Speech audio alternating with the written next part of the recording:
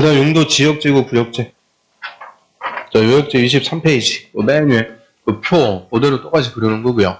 일단 용도 지역지구 구역. 여기서부터 이제 도시공관리계획 내용 강론입니다.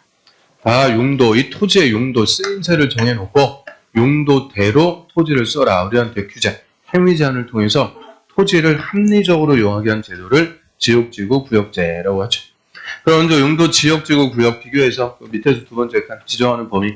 자, 용도 지역은 전 국토에 필수적으로 지정합니다. 우리나라에 있는 토지라면 빠짐없이 지정해줘야 돼요. 그런데 다만 일시적으로 미지정 지역에 있을 수는 있다. 아직 용도가 지정되지 않은 토지가 있을 수가 있죠. 그래서 우리 국토법에서 아직 용도가 지정이 안 됐으면 지정할 때까지 일단 자연환경 보전 지역에 행위 제한 적용해라. 이런 규정도 다 두고 있고요. 근데 궁극적으로는 전국토에 빠짐없이 지정이 되죠. 이에 관해서 용도지구하고 용도구역은 전국토에 지정한다 그러면 안 돼요. 일부 토지에 지정할 수가 있는 거죠. 그 다음에 셋 다 원칙적으로 지정할 때 절차는 도시군관리계획 결정입니다. 도시군관리계획 결정에서 지정하는 거예요. 그런데 특례가 있는 것은 뭐만? 용도지역. 용도지역만 도시군관리계획 결정 없이 지정, 고시되는 특례가 있죠. 그 특례 대표적으로 뭐 있어요? 좀 전에 봤던 매립지 특례, 도시적으로 결정고시 의제, 관리지역의 특례, 이런 용도지역만 절차의 특례가 있고요.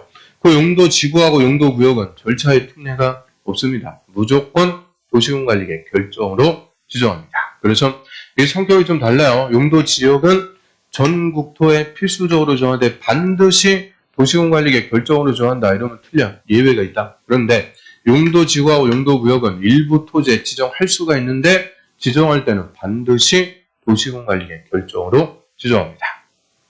그 용도지역이 지정이 되면 건물의 용도, 건폐율, 용적률 딱 세 가지 가장 기본적인 토지용을 규제하고요.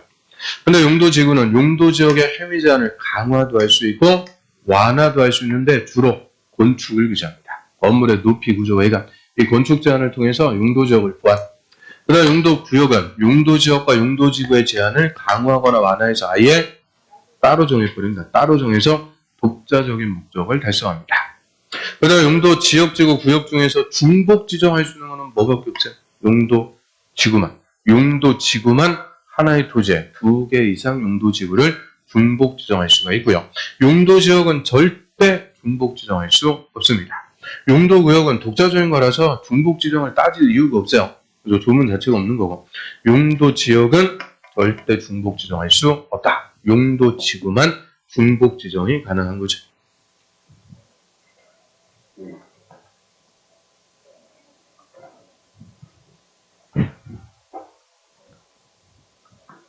자, 용도지역. 네, 용도지역은 별표 3개입니다.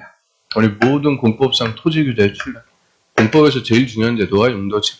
그래서 용도지역, 이 지역자부터는 전국토예요. 지역과 지역이 모이면 우리 국토.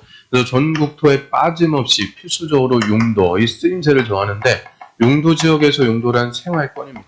주거생활권, 공업생활권, 농업생활권. 생활권을 전국토에 빠짐없이 정. 그리고 생활권은 양립할 수가 없어요. 주거생활권으로 정해서 아파트 지었다. 그 땅에 농사 지을 수가 없으니까 절대 용도지역은 하나의 토지에 2개 이상 중복 지정할 수 없습니다. 딱 하나의 생활권만 지정하는 거고요.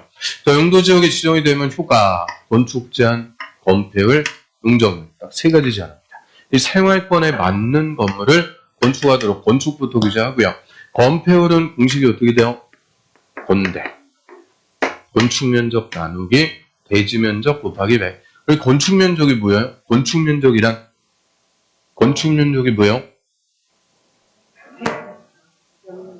반년을 해도 건축면적이 뭔지도 모르는 거지. 건축면적은 제일 바깥벽, 외벽, 중심선의 수평면적. 그래서 건물의 제일 넓은 면적이라고 그러죠. 그래서 건폐율을 줄이면 건축면적이 줄어들어갖고 건물의 수평 크기를 규제합니다. 그래서 용적률은 연면적 나누기 대지면적 곱하기 100. 그 연면적은 또 뭐예요? 연면적이란 각층 바닥면적 합계. 용적률을 줄이면 연면적이 줄어드니까 층수가 떨어지는 거죠. 건물의 입체 크기를 제한합니다. 그래서 딱 이 3가지 제한이에요. 건축 제한, 건폐율, 용적률 3가지 제한을 통해서 그 생활권에 맞게 토지를 합리적으로 이용하자. 중복되지 않게 전국토에 빠짐없이 정하는 것을 용도지역. 그럼 일단 용도지역 어떤 것들이 있는 거냐? 종류하고 세대. 자, 우리 국토는 크게 4개 용도로 구분하고 보조합니다. 도시, 관리, 농림, 자연환경 보전, 노관, 농자. 다수 도시지역이 주거, 상업, 공업, 녹지. 관리지역은 보전, 생산, 계획관리. 농림, 자연환경 보전은 세분이 없어요. 그래서 4용도 구지역. 이 노란색으로 써놓은 게 법에서 규정하는 용도지역의 종류라 그래요. 그 다음에 다시 도시지역이 주거지역이 전용, 일반, 준주거 총 6개. 상업지역은 근용 1종 4개. 공업지역은 전일준 3개. 녹지지역도 보생자 3개.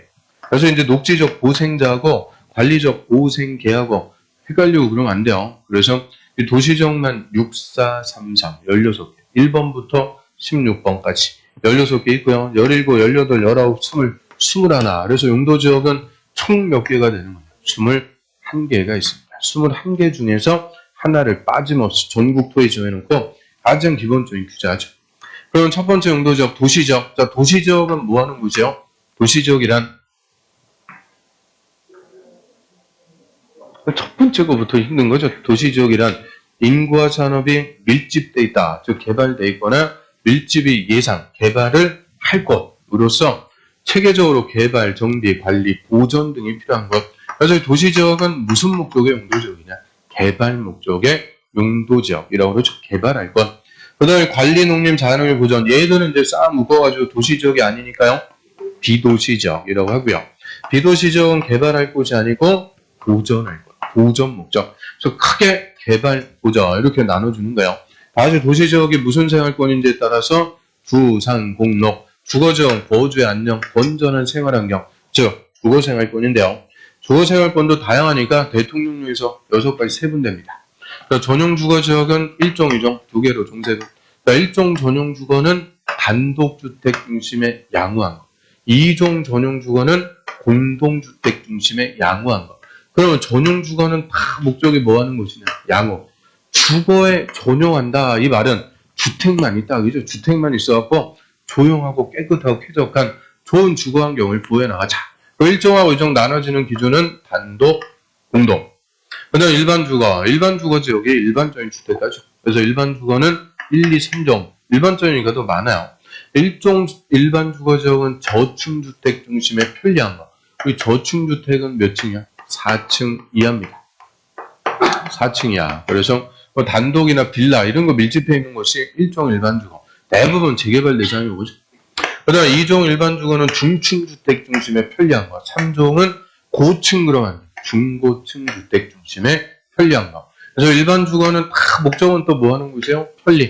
그럼 집 주변에 주택만 있는 게 아니죠. 근생들도 다 밀집해 있어갖고 편리하게 생활할 수 있는데 집 옆에 슈퍼 이런 거 있으면 조용하고 그럴 수가 없죠. 좀 시끄럽고 더럽고 냄새나고 해도 편리한 주거 환경을 만들어가자.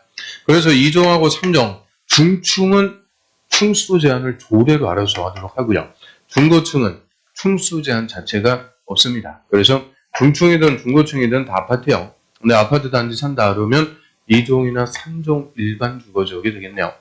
그래서 전용 주거 양호, 일반 주거 편리 이거부터 헷갈리면 안 돼요. 1종은 양호, 2종은 편리 그런 거 아니죠. 전용 주거 다 양호, 일반 주거는 편리. 전용 주거 1종, 2종 단독 공동, 일반 주거 1, 2, 3종 저층, 중층, 중고층. 그 다음에 준주거. 이 준자부터는 다른 기능이 있습니다. 주거 기능 이외에 상업 업무 기능에 부합. 그럼 주택도 있고 상가도 있고 상가가 밀집하고 상권이 형성되는 주거지역. 대표적으로 버스 정류장. 그래서 주거지역만 총 6가지. 그 다음에 상업지역은 근린, 유통, 일반, 중심. 얘는 이름하고 목적하고 똑같아요. 근린상업지역은 근린지역. 가까운 이웃지역에서 일용품 서비스를 공급, 소매시장. 유통사업자는 도시 내 지역 간 유통기능의 중심, 또는 도매시장, 가락동, 노량진. 일반 사업자는 일반적인 상업 업무 기능의 담당, 일반 회사가 밀집해 있는 관공서 주변, 여의도 뭐 이런데. 중심사업지역은 도심이나 부도심, 강남, 명동, 중심지역의 상업 업무 기능의 확충. 그래서 상업지역은 이름하고 목적하고 똑같은 거니까 순서만 근용, 일중, 이것만 정리하면 되죠. 그리고 공업지역은 공업의 편입 증진, 공업생활권인데요. 무슨 공업이냐에 따라서 3가지. 전용 공업지역은 공업의 전용, 공장만 있는 거예요. 큰 거, 중화, 해로운 거, 공해성 공업. 일반 공업지역은 일반적인 공장이 들어오니까 일반 공장은 공장이 큰데 공해가 나오지는 않더라. 환경을 저해치 않는 공업, 대표적으로 자동차 공장 이런 거. 그다음에 준공업지역은 준자 붙었으니까 다른 기능이 있어요. 경공업을 위주로 주, 상, 업무 기능의 부합. 주택도 있고 상가도 있는데 공장도 있고. 그래서 경공업하면 뭐 수건 공장, 양말 공장 이런 생필품 공장들 얘기하죠. 그래서 전용공업지역은 전용이니까 중화 공해성 헷갈리지 않아요. 일반 공업, 얘가 항상 문자. 일반 공업지역은 환경을 저해치 않는 공업을 배치합니다. 그다음 녹지지역, 녹지지역만큼은 도시지역이라도 개발이 아니고 녹지 공간의 보전입니다. 보전. 근데 개발 여부에 따라서 세분되죠. 보전 녹지, 녹지 공간의 보전. 얘는 도시지역이라도 절대 개발할 수 없는 녹지. 그래서 이거는 도시지역의 산입니다. 산. 서울특별시, 남산 뭐 이런 거 산 개발할 수 없고요. 생산 녹지는 농업적 생산에서 개발을 유보. 당분간 농사 지을 거니까 개발은 미뤄뒀다. 논밭, 농지. 자연 녹지는 무늬만 녹지죠. 녹지를 보존하되 불가피한 경우 제한적 개발이 허용된다 그래요. 그럼 보존 녹지는 개발 못하고 생산 녹지는 유보고 자연 녹지는 허용이고 내려갈수록 개발을 할 수가 있게 됩니다. 특히 생산 녹지는 농업적 생산에서 제한적 개발이 허용되는 곳이다. 틀려. 유보입니다. 그래서 생유, 생산 녹지가 유보. 그래서 도시지역만 6433, 16번 용도지역까지 나오는 거죠. 그 다음에 관리지역. 이 관리지역은 중간적이고 임시적인 용도죠.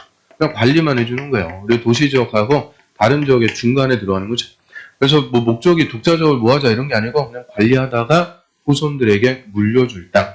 그럼 보전관리지역은요. 자연환경 보전적으로 지정하기가 곤란하니까 보전관리지역으로 정해서 자연환경 보전지역에 준해서 관리합니다. 생산관리는 농림지역으로 정하기가 곤란하니까 생산관리지역으로 정해서 농림지역에 준해서 관리합니다. 계획관리지역은 도시지역으로 편입이 예상되니까 도시지역에 준해서 관리하는 곳이다. 그래서 각각 다른 지역에 준해서 비슷하게 관리만 해주는 거예요. 관리하다가 후손들에게 물려줄 땅. 그리고 이 관리지역에서 목적이 확정되니까 다른 지역으로 바뀌는 거죠. 관리지역에서 농업진흥지역이 지정되니까 뭐가 됐어요? 농림지역. 관리지역에 보전산지가 지정됐다. 농림 또는 자연환경 보전지역으로 결정고시가 됩니다. 그래서 관리지역은 임시적인 거고요. 그 다음에 농림지역은 농지하고 임야. 농림. 그럼 논밭, 산. 우리 국토의 딱 50%입니다. 그리고 농지를 좀 유식하게 뭐라 그래요? 농업진흥지역. 임야를 보전산지. 그 두 개가 농림지역의 가장 주된 대상. 또 농림업의 진흥, 자연환경, 산림의 보전. 그래서 농사짓기에서 보존할 곳이고요. 자연환경 보전지역은 자연환경 등의 절대보전 7가지 있죠. 가, 수, 배, 생, 창문, 수. 자연환경, 수자원, 해안, 생태계, 상수원, 문화재 보전, 수산자원의 보유육성입니다. 그럼 농림, 자연환경 보전 다 보존할 곳인데 어디가 보전 성격이 더 세다? 자연환경 보전, 얘가 절대보전. 땅에다 손대지 마라 노토지역. 농림지역은 농사짓기에서 보전. 농사는 지을 수가 있죠. 자연환경 보전지역은 농사도 원칙 다 못하는 곳이요. 가장 보전 성격이 세다. 그 말은 행위 제한이 제일 세다. 여기죠. 그래서 자연환경 보전지역의 행위 제한이 제일 센 곳이요. 두 번째로 센 게 농림. 그럼 도시지역은 개발할 곳이니까 행위 제한이 제일 완화가 돼 있죠. 제일 약한 거예요. 그래서 제일 약하고 제일 세고 두 번째로 세고 그래서 얘들은 상극이니까 도시적 바로 옆에 농림적 지역하고 이런 거 안 된다는 거예요. 그래서 멀찌감치 떨어져 놓고 중간에 들어가는 게 관리지역이라는 거죠. 도시, 관리, 농림, 자연환경, 보전. 그래서 21개 용도지역의 지정 목적을 이제 금방 정리를 해줘야 돼요. 자, 그럼 용도지역이 지정이 됐습니다. 이제 효과, 건축제한 행위자. 자, 26페이지 가볼까요? 자, 용도지역이 지정이 되면 지형도면 고시한 날부터 세 가지 행위 제한합니다. 자, 건축 제한하는데 우리 건축 제한 중에서 가장 중요한 것은 아파트입니다. 그래서 아파트 건축할 수 있는지 없는지 그것만 한번 따져보죠. 일단 아파트는 주택으로 쓰는 총수가 5개층 이상, 적어도 5층 이상인 건물이고요. 첫 번째 일종 전용주거 여기서 아파트 안 돼. 그럼 왜 일종 전용주거 아파트 안 돼요? 단독주택 중심. 단독주택 등심이니까 공동주택 아파트 안 됩니다. 그 다음에 일반 주거지역 중에서 일종 일반 주거 아파트 안 돼요. 왜 안 돼요? 저층주택. 저층주택 하면은 4층 이하. 4층 이하로 제한하는 곳은 아파트 다 안 됩니다. 그러면 결론 일종 전용 주거든 일종 일반 주거든 일종은 아파트 다 건축할 수 없어요. 그 다음에 또 4층 이하로 제한하는 것도 어디 있어요? 4층 이하로 제한하는 것. 녹지적. 녹지적, 보전, 생산, 자연 녹지. 녹지적도 다 4층이야. 아파트 안 됩니다. 또 관리적, 보전, 생산, 계획 관리. 관리적도 다 4층이야. 아파트 건축할 수 없습니다. 그럼 계획 관리 지역에 아파트 건축할 수 있다 없다? 없다. 없는 거예요. 관리적 다 4층이야. 그래서 녹지적, 관리적 다 아파트 건축 금지. 그 다음에 농림지역하고 자연환경 보전지역에서 건축할 수 있는 주택은 농어가 단독주택만. 농림어업인이 건축하는 단독주택만 되고요. 공동주택 아파트 안 돼요. 그래서 농림, 자연환경 보전지역도 아파트 다 안 됩니다. 그럼 결론.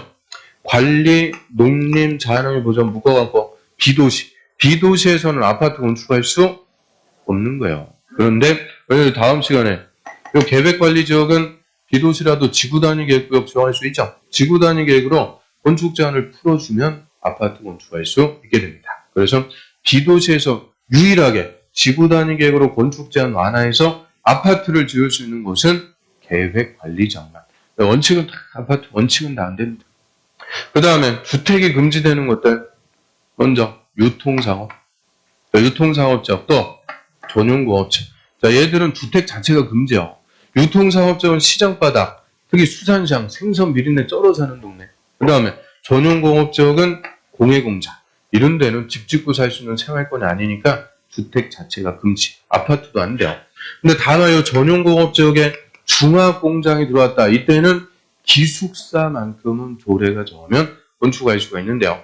기숙사 하나 빼고 주택 자체가 다 금지입니다. 그 다음에 이게 다 해서 우리 아파트 건축할 수 있는지 없는지 따져본 건데 딱 한 개가 나와요. 딱 한 개. 일반. 여기서도 아파트 안 된다. 얘는 왜 안 돼요?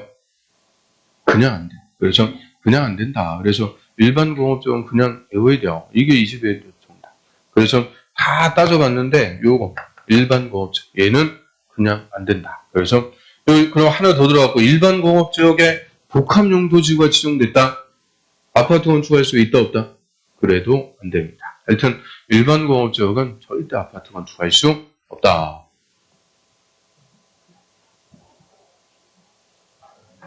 나머지 지역들은 문제 있으니까 그때 풀어보도록 하고요. 그 다음에 건폐율하고 용적률 한번 보겠습니다. 건폐율, 용적률. 그러니까 최대한도를 정해놓고 최대한도 초과하지 마라. 초과할 수 없게끔.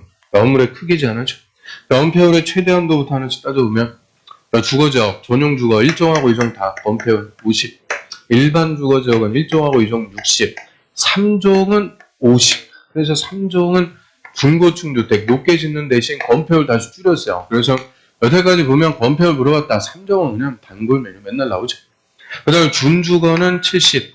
상업적 근린 70. 유통 80. 일반 80. 중심 90. 공업적은 셋 다 70. 녹지적 셋 다 20. 그다음 비도시 보전관리 생산관리 20. 계획관리만 40. 농림 자연환경 보전 20입니다.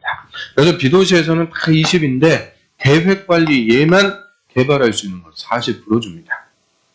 그러면 도시지역에서도요. 녹지지역 다 20, 공업지역 다 70이니까 주거지역과 상업지역만 딱 외워주면 끝나는 거죠. 그래서 주거지역은 전, 일, 준 앞에 졌다고 5, 6, 7. 상업지역은 근, 유, 일, 중 앞에 졌다고 7, 8, 8, 9. 그래서 5, 6, 7에 7, 8, 8, 9.